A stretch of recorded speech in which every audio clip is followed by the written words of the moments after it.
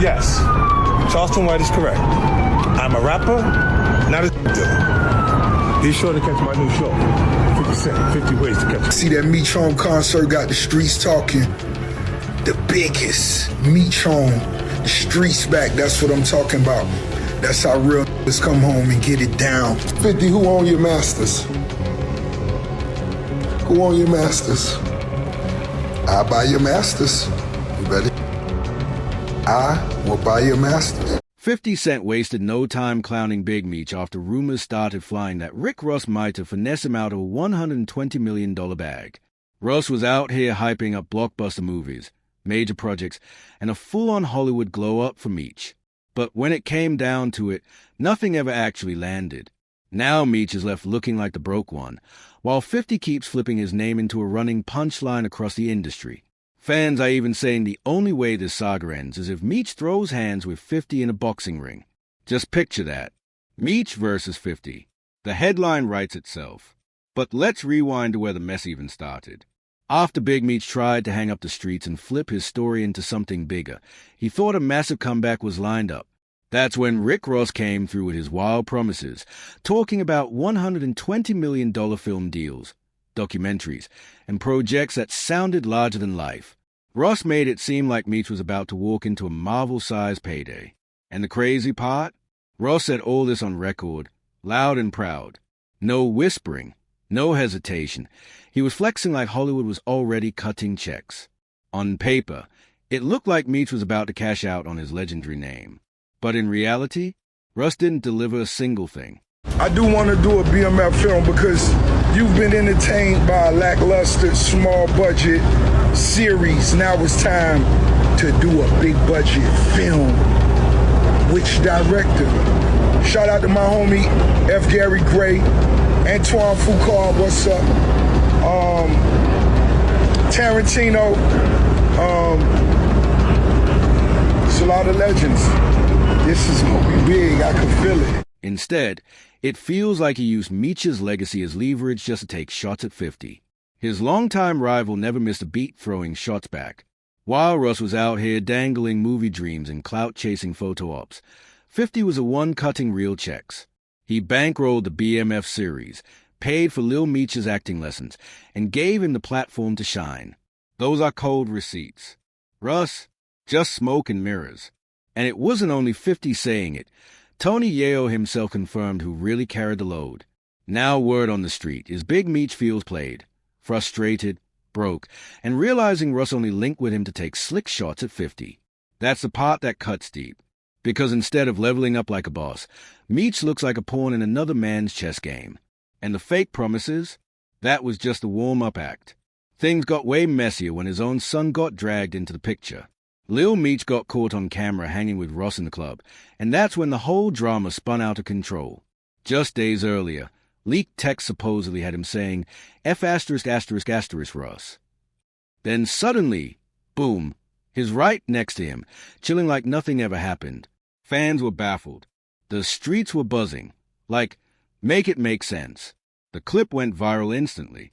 The cameras flashing, the room glowing red, and there's Lil Meech and Ross shoulder to shoulder, whispering, laughing, posing like old friends while the world watched. A complete plot twist that had everyone scratching their heads. And of course, 50 Cent wasn't about to let that slide. He hopped online with one of his legendary troll shots. He joked Ross told Lil Meech to hand over his dad's address so he could send some Wingstop wings over. But that wasn't just a joke. That was a coded shot. 50 was saying Ross isn't helping build an empire. He's just feeding scraps, like fries in a combo meal. And if you thought that was cold, the next bomb was even crazier. Out of nowhere, 50 dropped and deleted a wild claim that he personally had to step in and send Lil Meech to rehab. According to 50, Lil Meech wasn't just partying, he was flat-out reckless on the BMF set. He claimed Meech showed up so lit he actually threw up during a weapons test. February 13th, the Big Meech Home benefit concert. It's gonna be iconic. Too many names to list, but let me salute some of the legends. Lil Baby, Boss Man D-Lo, 21 Savage, Sexy Red, Ricky Rose. Now, this the first time it's ever been done. me performing BMF with the icon himself. This shit gonna be special. Epic. Get your tickets right now. And when they popped open his truck, they didn't find script or props. They found whippets stuffed inside. 50 even said he had to Google what whippets were because he'd never seen that kind of clown behavior up close before. In his eyes, he wasn't just a producer. He was playing babysitter, trying to keep the kid from destroying his own name. And this wasn't just some behind-the-scenes gossip. Meech already embarrassed himself in the headlines after getting arrested at an airport, proving the spiral was real. So when 50 dropped receipts, people started connecting the dots. Was he actually the one who saved Lil Meech's career from burning out before it even started? But here's where the story flipped. Because instead of siding with the man who kept him afloat, Meech started moving closer to Rick Ross, making fans question if loyalty meant nothing to him. Then came the knockout punch. Michael Rainey Jr., better known as Tariq from Power, jumped in during a live stream. A fan asked if he felt bad for Lil Meech, and Michael didn't hold back. He went full savage. That one clip exploded online, making Meech look softer than ever. And who just had to repost it with a smirk? 50 Cent. Not only did he repost, he doubled down in the caption, basically stamping Michael's words as gospel. The damage was brutal. Suddenly, it wasn't just 50 clowning Lil Meech. It looked like everyone tied to 50's empire was laughing at him too. That made Meech look like he was losing respect across the board, not just from fans, but from the people who actually matter in the industry. But make no mistake, this wasn't some random fallout. The tension had been bubbling since Big Meech's so-called welcome back concert, and this was just a point where everything spilled into the open. When Big Meech came home, the whole game thought it was about to be fireworks, a legendary night with every rap heavyweight in the building. I'm gonna address this, because I'm not trying to let nobody trick me off the streets. But I never folded, never told, never will. Death before dishonor, always with me. This was supposed to be history in the making. But instead of keeping 50 Cent, the man who turned his story into a TV empire, front and center, Meech leaned on Rick Ross to push the event. There's even a clip of Ross hyping it like the comeback of the century, promising the most iconic show the streets had ever seen. But instead of a victory lap, the whole thing collapsed. Promoters backed out, the hype died, and the so-called legendary night never even touched the stage. What should have been a crowning moment turned into a straight-up embarrassment. For 50, that was the ultimate slap in the face. After everything he built with the BMF show and boosting Lil Meech's career, getting sidelined for Ross was unforgivable. That's when he flipped the switch, ice cold, accusing Meech of backdoor dealings with the feds and clowning him across the internet like it was a sport. And the wildest part? Teaming with Ross only poured gas on the fire. To the streets, it looked like Meech traded loyalty for clout, and 50 made sure to stamp that narrative with non-stop trolling posts.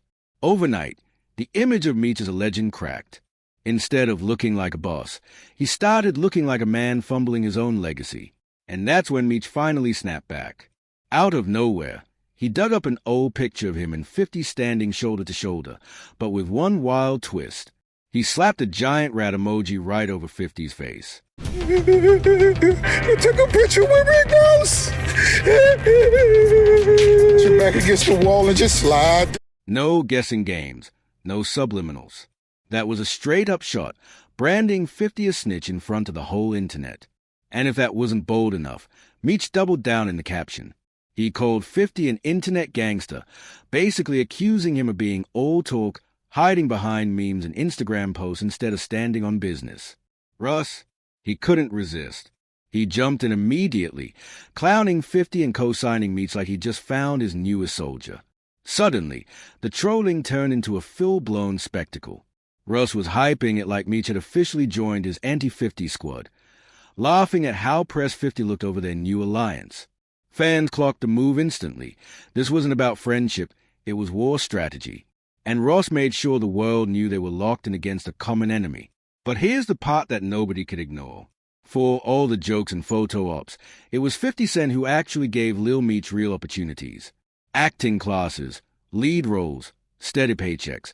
50 built a lane for him in Hollywood. Meanwhile, Russ? All he had to offer was flashy Instagram moments and empty promises dressed up as loyalty. Meech riding harder for Russ than the man who built his platform had everybody side-eyeing. That strange loyalty flip didn't just spark questions. Bad for Lil Meech. I don't feel bad for no grown man on this planet. Like, I'm a grown man. Why the f*** I gotta feel bad for another grown man? Like, you a grown man too. What you asking for my sympathy for? You be alright. Oh, ass. It lit the fuse on the wildest rumor yet. Meech wanted to fight 50 for real. After that rap post stunt and Russ non-stop trolling, the internet went full throttle, pushing talk of a celebrity boxing match between 50 and Big Meech himself. Some fans laughed, others shook their heads. A street legend, now being packaged like a reality TV sideshow for clicks and validation. But here's where things got messy.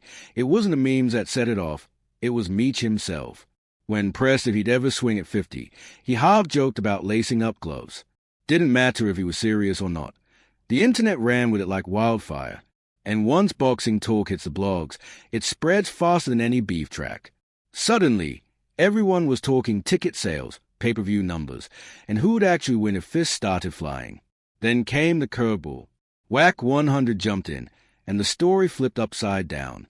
He claimed this wasn't just Russ loyalty or petty trolling. This was about secrets. According to Whack, Meech's own confidant Tammy Cohen once told 50 that Meech had actually worked with federal authorities in other street cases. That wasn't shade. That was a nuclear allegation. The kind of claim that can erase a man's entire street legend in one sentence. Whack didn't even sugarcoat it. He flat out said Tammy, someone who was supposed to be solid in Meech's circle, told 50 point blank that Meech had flipped on other cases. If true, that the one stain you can't wash off in the streets. And the timing couldn't have been worse. Meech was already taking hits. Clowned for riding with Russ, mocked for the failed concert, dragged for the rap post, and now whispers of cooperation dropped like poison in the water. That's when the conversation shifted. It wasn't just about boxing matches or Instagram beef anymore.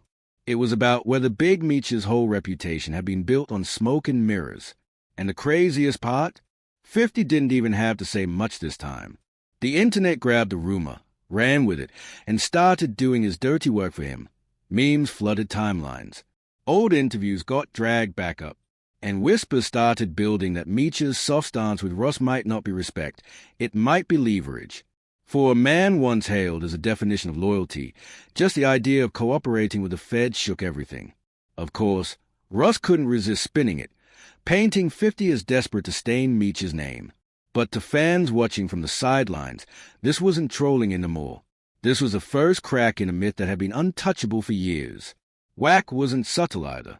He flat out pushed the idea that Meech wasn't the street legend people believed. He even dragged Tammy into it, claiming she had her own motives for flipping on Meech. Maybe she felt abandoned after his arrest, or maybe she was sick of him trying to claw back his life rights. And since those rights were already locked in with 50 for the BMF series, that hit even harder. This wasn't just about betrayal. It smelled like business turned datey. And if Whack was right, that meant Meech's biggest threat wasn't 50, or Ross, or even the streets. It was a person sitting closest to him. The one who knew every secret, every weak spot, every move he made. Whack straight up suggested Tammy might have been handing 50 ammunition from the inside. That shook fans the most. Because if 50's attacks were coming from within Meech's circle, then the Empire wasn't being attacked. It was eating itself alive. But whether Whack was serving facts or just stirring chaos, one thing was undeniable. It gave 50 endless fuel. And the internet did what it always does, turned it into jokes. The moment Meech popped out rocking Kanye West's graduation jacket, fans lost it. On the surface, it looked like a casual flex. But to the streets, that was symbolism. Was Meech saying he graduated out of the code? Or was he trolling the snitch narrative that just wouldn't die? And the irony didn't stop there, because fans immediately tied it back to history. Kanye's Graduation was the same album that outsold 50 in their 2007 showdown. That jacket wasn't just an outfit, it was a message. Some laughed it off as fashion. Others swore Meech was speaking louder with that one fit than with any words. Either way, the timing was too perfect. The street legend wasn't just defending his name. He was rewriting the conversation in real time. Coincidence or not, fans swore Meech rocked that graduation jacket on purpose, a slick way to poke at old wounds and clown a former ally. Either way, the move sent shockwaves, because it looked like he was leaning into 50's biggest loss just to stir the pot. But the real twist wasn't the fit. It was 50's silence. Curtis Jackson, the king of petty posts, suddenly quiet. No meme, no caption, no roast. That's when the whisper started. If 50 passes on an easy layup, it usually means it's loading a heavier weapon. And that's the scariest part. This beef isn't just online banter anymore. It feels personal. 50's locked in on Big Meech like a mission. Most feuds burn out in weeks, but this one, every move sparks another shot. Some say 50 feels betrayed. He built Lil Meech's platform only to watch him side with Russ. Others say it's about dominance. 50 doesn't just want to win. He wants to crush. Letting Meech slide would look weak, and that's never been in his playbook. So now the streets are left wondering. If this war ever leaves Instagram and hits a boxing ring, it won't just be spectacle. It'll be legacy versus pride. One man fighting to protect his empire, the other trying to break it down for laughs. And judging by the silence, the next explosive move isn't a matter of if, it's a matter of when. What do you all think? Will Big Meech finally swing back, or is 50 about to end this saga on his own terms?